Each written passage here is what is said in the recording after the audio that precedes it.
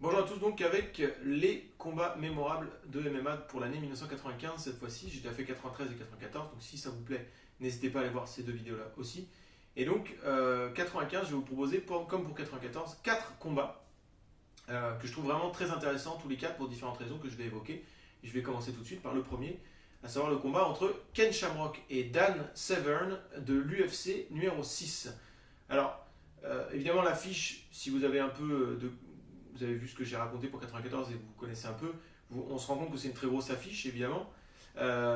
Et en contexte, avec quelques éléments que je vais vous donner, c'est encore plus important. Déjà parce que c'est le vainqueur de son combat va devenir le premier champion de l'histoire de l'UFC. Alors à l'époque, c'était un super fight, champion des super fights, si vous voulez, donc ça ne voulait pas dire grand-chose, mais c'était pas de catégorie de poids, donc c'était le champion de l'UFC, quoi. Faut savoir qu'avant ce combat, donc dans l'UFC numéro 5, Ken Shamrock a fait un match nul avec Royce Gracie, pour ce qui était le dernier combat de Royce Gracie à l'UFC avant très longtemps. Match nul dans lequel il ne s'est pas passé grand chose, donc le combat, c'est intéressant de savoir qu'il a eu lieu, mais c'est plutôt pas recommandé d'aller le voir parce que c'est très pénible à regarder. Mais s'il y avait dû avoir des juges dans ce combat, il est très probable qu'ils auraient donné Ken Shamrock vainqueur.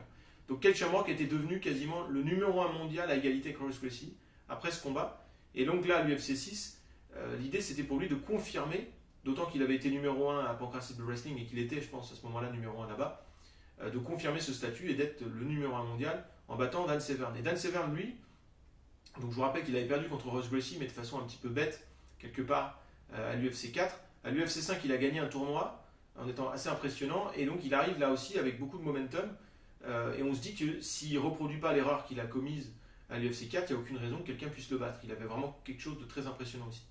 Donc voilà, donc c'est un combat qui a énormément de, comment dire, de crédit avant qu'il ait lieu, où on se dit que c'est du très très haut niveau et que le vainqueur va devenir plus ou moins déjà le numéro 1 de l'UFC à ce moment-là, surtout en l'absence de Royce Gracie, mais possiblement quelque part le numéro 1 mondial aussi.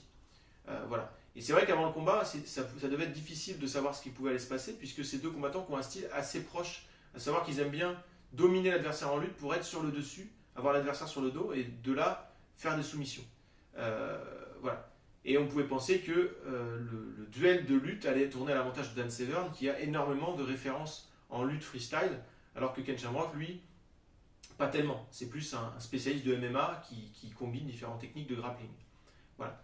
Et justement, le combat va montrer que l'expérience de MMA de Ken Shamrock va avoir raison de la qualité de lutte et l'avantage peut-être de puissance aussi d'ailleurs de Dan Severn, puisque Ken Shamrock va réussir à utiliser sa vitesse et surtout va lutter, parce que finalement en lutte, le but c'est de dominer en lutte, alors qu'en MMA, on peut utiliser de la lutte juste pour bloquer la lutte de l'adversaire et finalement ça ne demande pas forcément des qualités incroyables.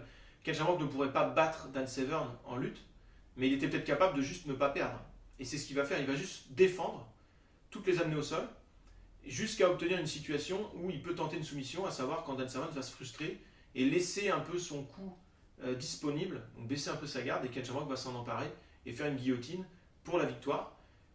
Et c'est une victoire qui, pour moi, couronne l'expérience, l'intelligence et le côté complet de Ken Shamrock sur la qualité un petit peu trop, comment dire, minimaliste ou voilà, je sais pas comment dire, concentré uniquement sur un domaine, à savoir la lutte de Dan Severn.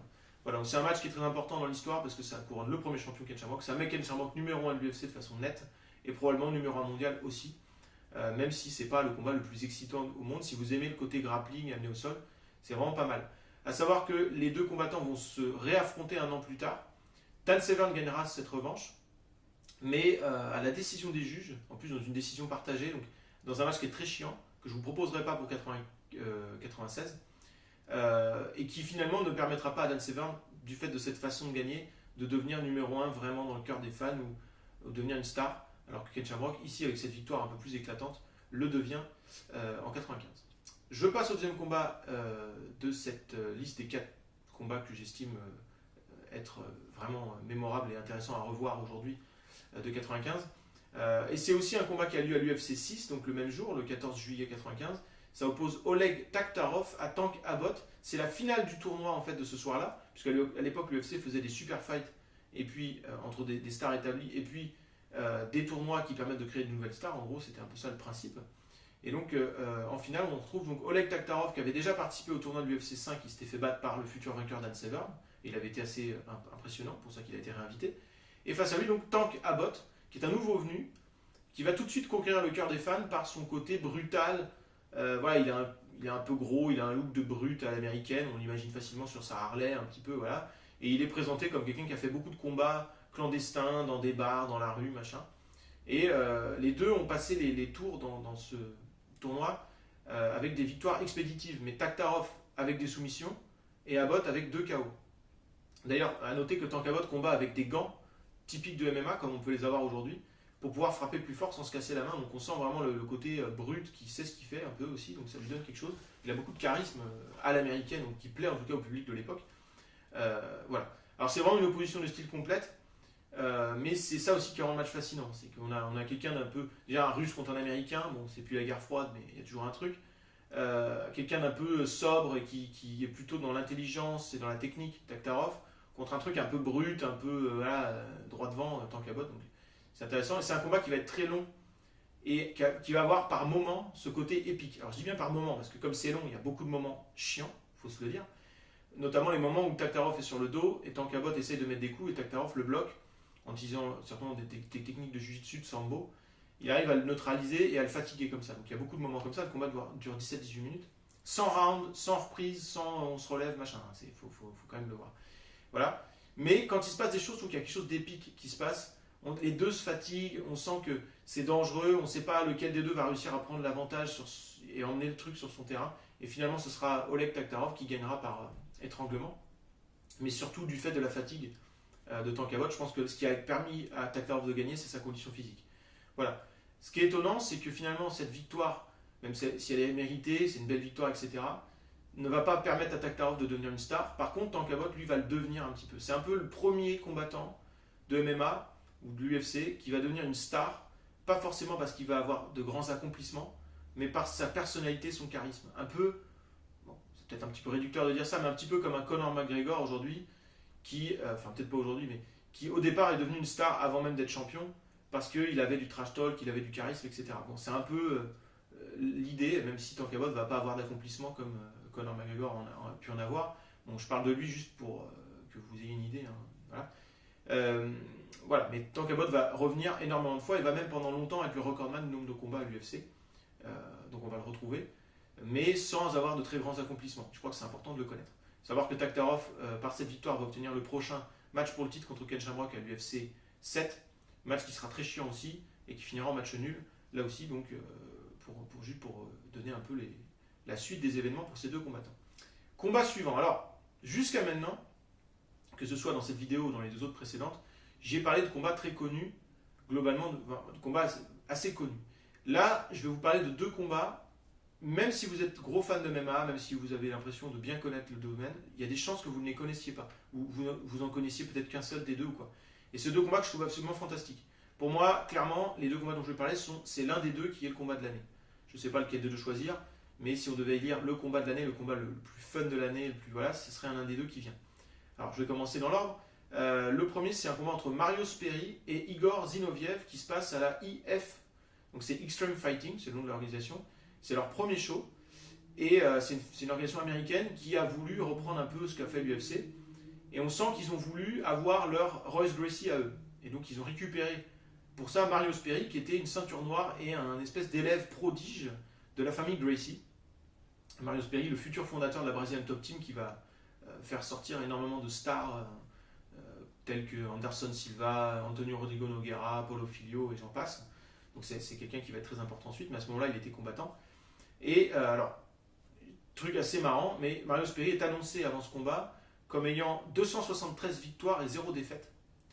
Et en compétition de jiu-jitsu brésilien, il n'a jamais perdu un point. Voilà comment il est annoncé. Donc genre le mec, il est juste monstrueux. Bon, évidemment, c'est faux, hein, ou alors, je ne sais pas qui étaient les adversaires en question, enfin bref, c'est le truc un peu de la mythologie qui existait encore à l'époque. Mais vous voyez comment il est présenté, et même les commentateurs le disent, et même quand Zinoviev fait des trucs bien dans ce combat, on sent qu'ils ne portent pas de crédit à Zinoviev, on a l'impression que ce premier show visait à faire de Sperry une star. Et face à lui, donc, il a Igor Zinoviev, qui est un peu un inconnu. Zinoviev, en fait, a été aux États-Unis, je sais, pour travailler, alors je ne sais plus ce qu'il voulait faire, j'avais lu ça, et il n'a pas réussi à obtenir un boulot, et donc pour gagner sa vie, pour continuer à vivre, il a commencé à faire des combats clandestins, Et comme ça se passait bien pour lui, parce qu'il a été dans l'armée russe, il a été entraîné au sambo là-bas, et qu'il était assez athlétique, et bien il s'est retrouvé dans ce tournoi un petit peu par hasard, dans cette soirée. C'est un tournoi en 2 manches, donc demi-finale, finale, donc ça va. Et là, mais enfin, en tout cas, il arrive dans cette finale, je pense que personne pouvait parier qu'il allait pouvoir ne serait-ce que poser problème à Marius Perry. Il ne va pas faire juste que poser problème, il va battre Marius Perry. Et c'est, à mon avis, une des plus grandes surprises de tous les temps. Si on devait, souvent quand on demande aux gens les plus grosses surprises de tous les temps, les gens vont vous citer des Kevin Randleman Crocop ou des Matt Serra, Georges Saint-Pierre, des trucs comme ça, qui sont certes des surprises, mais celui qui gagne, Randleman dans le premier exemple et Matt Serra dans le deuxième, c'est quand même pas des inconnus. C'est quand même des gars qui avaient déjà des références, même si il semblait qu'il y avait un écart de niveau. Voilà. Là, c'est un inconnu qui bat un gars qui a énormément de crédit par la famille Gracie elle-même. C'est peut-être même une des premières fois qu'un élève important de la famille Gracie perd, tout court. Et il perd pas contre un gars qui est connu. C'est complètement dingue. C'est un des plus énormes upsets de tous les temps. Et la manière dont ça se passe, avec l'ambiance, avec les commentateurs et tout, c'est vraiment fascinant. Alors en fait, il y a une espèce d'escalade dans ce match. C'est-à-dire qu'on sent que Marius Perry, il arrive un petit peu nonchalant. Alors après, il a toujours cette attitude, son surnom c'est Zen Master. Donc voilà, le mec, il a toujours l'air zen. Bon, alors qu'est-ce que j'entends par escalade, c'est qu'il commence, il arrive à mettre l'autre au sol, tranquille. Et au sol, on sent qu'il ne s'emploie pas plus que ça, il essaie de passer la garde tranquillement. Sauf qu'il se rend compte que Zinoviev a des bonnes capacités, et Zinoviev arrive à se relever. Quand il arrive à se relever après 2-3 minutes de combat, on sent Marius Perry qui lève les yeux, qui est là un peu, ah bon, ok. Et là, donc, il hausse son niveau. Il hausse son niveau, il arrive à nouveau à le mettre au sol, à mettre Zinoviev au sol. Une fois au sol, il arrive, en forçant un peu plus, à passer la garde, se retrouve en position montée, et en position montée, il essaie de trouver des positions de soumission. Il n'arrive pas à se soumettre, et Zinoviev finit par réussir à se relever depuis une position où il a l'adversaire monté sur lui. Donc c'est quasiment impossible de faire ça sur un ceinture noire de Jiu-Jitsu. Surtout pour un gars qui n'a pas de compétences de Jiu-Jitsu, il avait juste des compétences de judo. Donc c'est assez hallucinant la manière dont il arrive à faire ça. Et c'est avec l'explosivité en fait qu'il arrive à le faire. Il le repousse d'un coup, un peu surprise et bouffe. Donc Perry, on sent qu'il se frustre un petit peu, il y a une inquiétude qui se lie. Donc ce truc-là d'escalade est vraiment fascinant à regarder. Il réussit à le remettre au sol, il arrive à repasser la garde, mais cette fois-ci, comme il n'a pas réussi à le soumettre, qu'est-ce qu'il fait? Il commence à essayer de le frapper en ground and pound, à faire des dégâts. Zinoviev se protège super bien, donc on se dit, puis on commence à sentir un peu de fatigue et de la frustration et tout. Puis les commentateurs, ce qui est marrant, c'est qu'au début, ils se disaient incroyable ce qu'a fait Zinoviev juste de se relever, mais ils ne pensent pas qu'il puisse gagner. Et petit à petit, on sent qu'il commence à se dire non, mais attends, c'est quoi ce mec? Il commence à l'appeler Houdini Zinoviev, là, pour dire, mais c'est incroyable. Et à un moment donné, même Zinoviev arrive à renverser la position montée où Marius Perry était en train de faire du ground and pound avec un espèce de headlock et se retrouve dans une position quasiment favorable. Et à ce moment-là, si vous regardez, on voit Ralph Gracie, donc un autre membre de la famille Gracie, sur les abords du ring, qui a un visage, il est très concerné. Je pense qu'il sait que Marius Perry commence à être fatigué, puis surtout, on commence à se dire, mais en fait, il n'a pas de solution. Parce qu'il a monté son niveau jusqu'à son maximum et il n'arrive toujours pas à gagner. Alors après, l'autre n'est pas en position de gagner non plus, mais quand même, ça commence à être inquiétant. Et donc, de la position de headlock, avec les conseils peut-être de Ralph Gracie, Marius Perry arrive à revenir. Il est dans le dos de Zinoviev debout. Ils sont tous les deux debout et il est dans son dos. Et il essaie de mettre des coups, mais Zinoviev se protège super bien. On sent qu'il est très intelligent, Zinoviev. C'est surtout ça qui fait la diff. Il anticipe tout, il est là. Et justement, c'est le moment décisif du match. Zinoviev sait que Marius Perry va à un moment donné chercher à l'attraper dans son dos et à sauter sur son dos. Et on a l'impression qu'il attend. Quand on sait comment ça se finit, on voit qu'il attend ce moment-là. Il attend le moment où Marius Perry va lui sauter dans le dos pour se baisser. Et donc à un moment donné, Marius Perry saute dans le dos de Zinoviev pour attraper le dos et l'étrangler. Et à ce moment-là, Zinoviev se baisse. Donc Marius Perry tombe du coup devant Zinoviev. Et là, Zinoviev envoie un coup de genou et c'est le coup de genou qui va lui donner la victoire. Puisque Perry va être un peu sonné, mais surtout va avoir une grosse ouverture et va abandonner par saignement. Et Zinoviev va donc gagner ce match et battre peut-être le premier combattant à battre un membre illustre de la famille Gracie, même si Marius Perry n'est pas un membre de la famille Gracie, mais c'était un élève ceinture noire reconnu de la famille Gracie, un espèce de prodige. Donc c'est un énorme upset et c'est un combat qui est assez fascinant à regarder si vous aimez le grappling en particulier. Alors malheureusement, c'est dommage, c'est que Zinoviev ne va pas faire grand-chose ensuite de sa carrière, malheureusement, alors que Marius Perry, lui, va peut-être apprendre de cette défaite et va faire quand même une belle carrière, mais plutôt une carrière en tant que coach. Voilà, donc c'est un combat qui est assez fascinant, qui n'est pas très très connu, donc à la Extreme Fighting.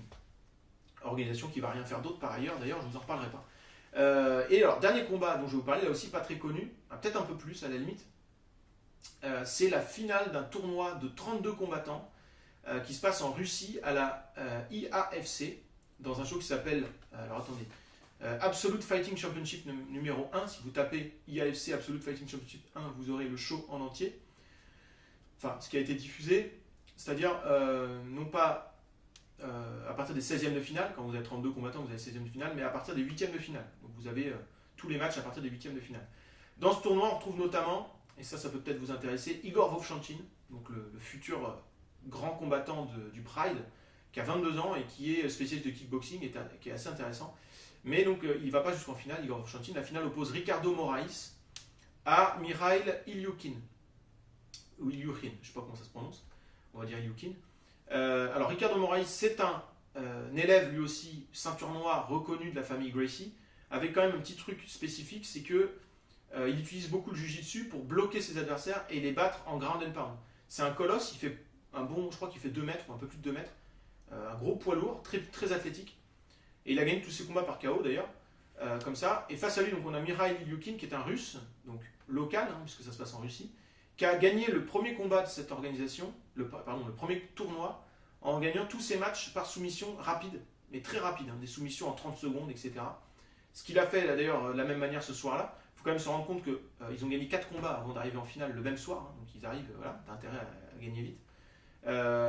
Ilyukhin a battu tous ses adversaires très vite par soumission, sauf un, Igor Vovchanchyn, donc, qui lui a donné beaucoup plus de fil à retordre, mais il a fini par le battre par soumission, mais au bout de 6 ou 7 minutes.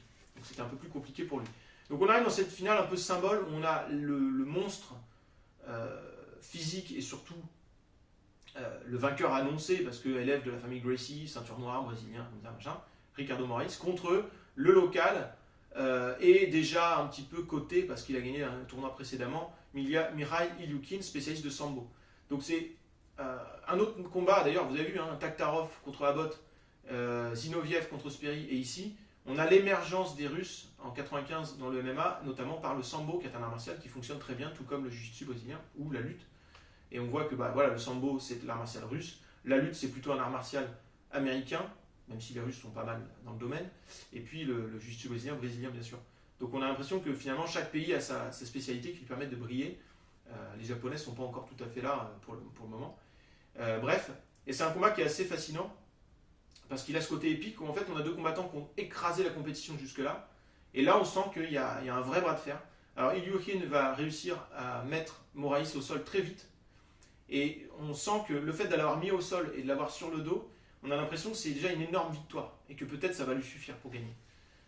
Ensuite, on a l'impression que c'est qu'une question de temps, et le public a l'air d'être content, et voilà, on entend les commentaires, alors c'est des Russes, je comprends pas ce qu'ils disent, mais plusieurs fois on les entend dire Davai, Davai, je crois que ça veut dire, ils encouragent en fait, ils disent allez, Mikhail, gagne, donc il y a un truc un peu chauvin là-dedans, et il n'arrive pas en fait à passer la garde de Moraes, mais il n'a pas l'air d'essayer plus que ça, il a l'air d'essayer de finir le combat en frappe, depuis la garde, donc en ground and pound, sauf que Moraes a une bonne gestion de ça, il arrive quand même à se protéger la plupart du temps, mais il y a quelques coups qui passent, donc on sent qu'il va falloir à un moment donné qu'il fasse quelque chose. Et il tente des renversements, donc pour retourner son adversaire, il n'y arrive pas parce que Ilyukhin a une très bonne base, il a dû faire de la lutte. Donc il y a vraiment une tension, c'est vraiment intéressant parce que voilà, c'est compétitif et tout, c'est vraiment bien. Et à un moment donné, Moraes parvient à renverser Ilyukhin en lui tirant les 2 chevilles comme ça, tout en appuyant sur le haut de corps avec ses hanches. C'est difficile à expliquer, mais bref. Il renverse, passe dans le dos, lui met du ground and pound hyper violent, notamment des coups de coude qui sont interdits aujourd'hui, des coups de coude qu'on appelle en 12-6, c'est-à-dire 12-6 c'est l'horloge, 12 heures, 6 heures, comme ça, derrière la nuque. Donc c'est horrible à regarder parce que tu as l'impression qu'il va le tuer en faisant ça. Et Ilyukhin n'abandonne pas, il est là, il se protéger alors qu'il est en train de se faire détruire. Tu as le public qui devient muet comme ça tout d'un coup. Et puis finalement Moraes arrive à l'étrangler et on voit qu'une fois que Ilyukhin a abandonné, Moraes est ensanglanté, il a l'air épuisé, on a vraiment qu'il a été au bout du truc, ça donne un truc vachement épique à ce match qui est vraiment un super combat à regarder parce qu'il a ce côté compétitif, parce qu'il y a tout ce truc derrière d'avoir été obligé de battre 4 adversaires pour arriver là et machin.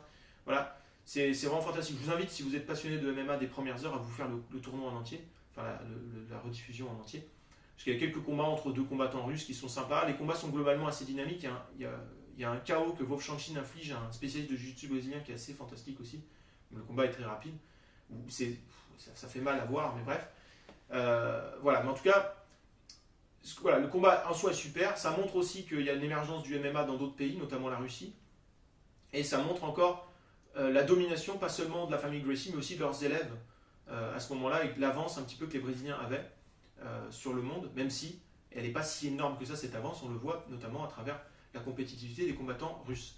Voilà. Je pense que ça serait mon combat de l'année, celui-ci. Mais voilà, je parle avec beaucoup de passion pour les deux derniers combats dont je vous parle parce que je les ai découverts sur le tard et je ne m'attendais pas à ce qu'il y ait des joyaux comme ça, vraiment aussi fun, un petit peu à la hauteur d'un combat entre Royce Gracie et Kimo Leopoldo, par exemple, de 94, sont parmi mes combats préférés des toutes premières années. Je dirais qu'à partir de 96, ça devient un peu plus globalement compétitif et on va retrouver, on sort un peu de la genèse des premières années, on arrive un peu dans quelque chose de plus consistant. Et je vous en parlerai dans la prochaine vidéo que je ferai. S'il y a d'autres combats de cette année 95 que vous auriez aimé voir inclus dans la liste, ou vous auriez mis vous-même dans votre liste, n'hésitez pas à les signaler en dessous. Si vous avez des questions ou des remarques, n'hésitez pas non plus. Et puis, je vous retrouve avec 1996 très prochainement. A bientôt. Bye.